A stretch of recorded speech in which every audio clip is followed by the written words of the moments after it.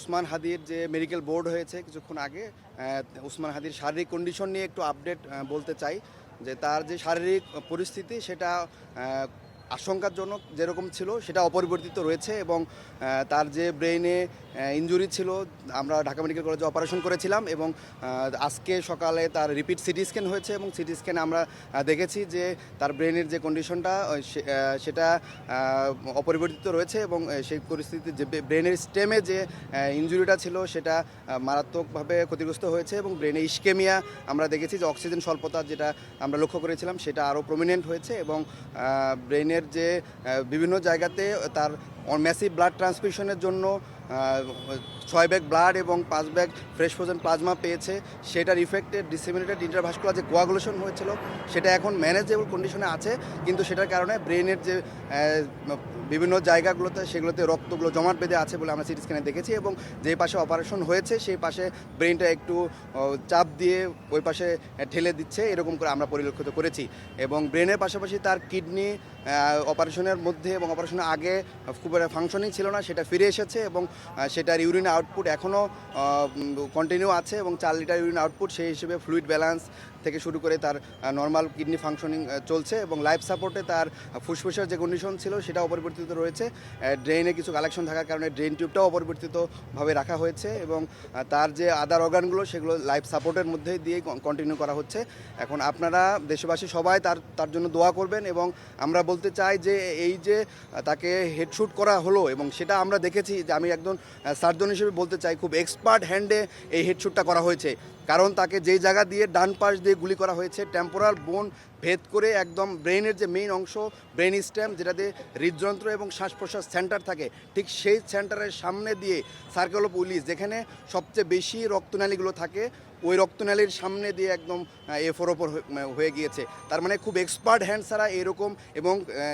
সে যদি অভিজ্ঞ না হয় এই জায়গা দিয়ে গুলি করতে পারে না। তো আমরা দেখতে চাই দেশের যে আইন শৃঙ্খলা পরিস্থিতি, সেই আইন শৃঙ্খলা পরিস্থিতি এখন পর্যন্ত তাকে গ্রেপ্তার করা সম্ভব হয় নাই, এবং আমরা যারা অ্যাক্টিভিস্ট আছি, আমরা যারা জুলাইয়ের পক্ষে শক্তি আছি, তারা সবাই আমাদের জীবন হুমকির মুখে আছে বলে আমরা মনে করছি, এবং আমরা চিন্তা করছি যে দেশের যেই আইন শৃঙ্খলা পরিস্থিতি, এই পরিস্থিতিতে আসলে সামনের যে নির্বাচন আছে সেটাকে বানচাল করার জন্য বিভিন্ন পক্ষ এখানে জড়িত আছে। আমি দেশের যে স্বরাষ্ট্র উপদেষ্টা সহ যে প্রধান উপদেষ্টা আছে তাদের কাছে আহ্বান জানাচ্ছি যে আপনারা দ্রুততম সময়ের মধ্যে এই আইন শৃঙ্খলা পরিস্থিতি উন্নতি করেন, এবং যে অপরাধী তাদেরকে গ্রেপ্তারের আওতায় আনতে হবে, এবং তাদেরকে বিচার এবং দৃশ্যমান বিচারের আওতায় আনতে হবে বলে আমরা মনে করি। যদি আপনারা সেটা না করতে পারেন তাহলে আমরা যে জুলাই শক্তিগুলো আছে, আমাদের জীবন যে হুমকির মুখে আছে, এবং আমাদেরকে কন্টিনিউয়াস ফোন করে বিভিন্ন ইন্ডিয়া থেকে অপরিচিত নাম্বার থেকে ফোন করে আমাদের নাম্বার পাবলিক করে দেওয়া হচ্ছে, বিভিন্ন গ্রুপে আমাদের নাম্বারকে দিয়ে দেওয়া হচ্ছে, আমাদের পরিবারের আমাদের বাসার লোকেশনগুলো ট্র্যাক করা হচ্ছে, আমাদেরকে হুমকি ধুমকি দেওয়া হচ্ছে। তো এগুলোর আসলে শেষ কোথায়? তাকে এখনও নিবিড়ভাবে পর্যবেক্ষণের মধ্যে আছে, এবং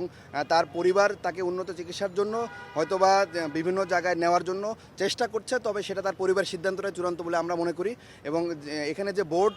মেডিকেল বোর্ড সিদ্ধান্ত দিয়েছে যে তাদের শারীরিক অবস্থা অপরিবর্তিত রয়েছে, এবং সেটা আশঙ্কাজনক, গত 2 দিন যেরকম ছিল ঠিক ওই রকমভাবে আছে। সিঙ্গাপুর এবং থাইল্যান্ডের যে হসপিটালগুলোতে তাকে কেস সামারি তার পরিবার পাঠিয়েছে, এবং ওই হসপিটালের সাথে হয়তো কথা বলে হসপিটাল অ্যাকসেপ্ট করতে পারে, তার পরিবার সিদ্ধান্ত নেবে তখন যে আসলে কোন হসপিটালে তাকে নেওয়া যেতে পারে। তবে এটা তার পরিবারের সিদ্ধান্তটা চূড়ান্ত বলে আমরা মনে করি। যে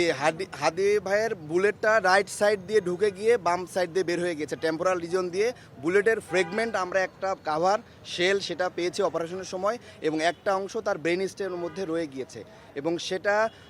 খুব বেশি বুলেট ফ্রেগমেন্ট হয়ে একটা অংশ বাইরে গিয়েছে এবং একটা অংশ ব্রেন স্টেমে রয়ে গেছে, এবং একটা শেল বুলেটের কাভার আমরা অপারেশনের সময় বের করতে পেরেছি। তার কনজারভেটিভ ম্যানেজমেন্ট চলছে, তার ব্রেনে যে ইডেমা আছে, চাপ আছে, সেগুলোর জন্য মেডিকেল যে ম্যানেজমেন্ট পসিবল, এটা যে কোনো বিশ্বের সাথে ওয়ার্ল্ড ক্লাস স্ট্যান্ডার্ড তার চিকিৎসাটাই চলছে। তো সেটা কনজারভেটিভ ম্যানেজমেন্টে চলছে, এবং ফার্দার কোনো সার্জারি লাগবে না বলে আমরা মনে করি। তারপরে যদি বোর্ড মনে করে যে না নেক্সট কোনো প্রসিডিউরে যেতে হবে, তাহলে সেই বোর্ডের সিদ্ধান্ত অনুসারে সেই প্রসিডিউরে যা পসিবল হবে। আমরা রিস্ক বেনিফিট চিন্তা করি, যে জায়গায়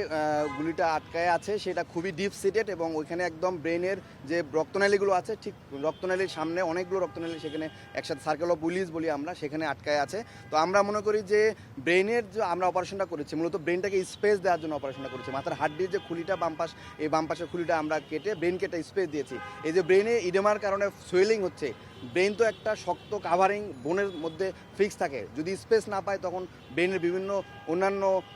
অঙ্গগুলোকে চাপ দেয়। ওই স্পেস ক্রিয়েট করার জন্য মূলত বাম পাশের হাড্ডিটাকে খুলে দেওয়া হয়েছে, একটা স্পেস ক্রিয়েট হচ্ছে, ব্রেনটা এক্সপান্ড করতে পারছে। আসলে ব্রেনের গিয়ে রক্ত বা বুলেট নিয়ে আসার জন্য মূলত অপারেশন করা হয় না, ব্রেনকে স্পেস দেওয়ার জন্য মূলত অপারেশনটা করা হয়েছে। জি, তার কার্ডিয়াক অ্যারেস্ট যখন আমরা প্রথমে ওসেকে রিসিভ করি তখন প্রায় 2:20 বা 2:30 মতো বাজে, তখনই সে কার্ডিয়াক অ্যারেস্ট হিসেবে আমাদের এখানে আসে। তখন তাকে 5 সাইকেল সিপিআর দেওয়া হয় এবং সিপিআর দেওয়ার পরে তখন আবার সে কামব্যাক করে এবং তারপর থেকেই সে নরেড্রেনাল ওষুধের সাপোর্টে সে লাইফ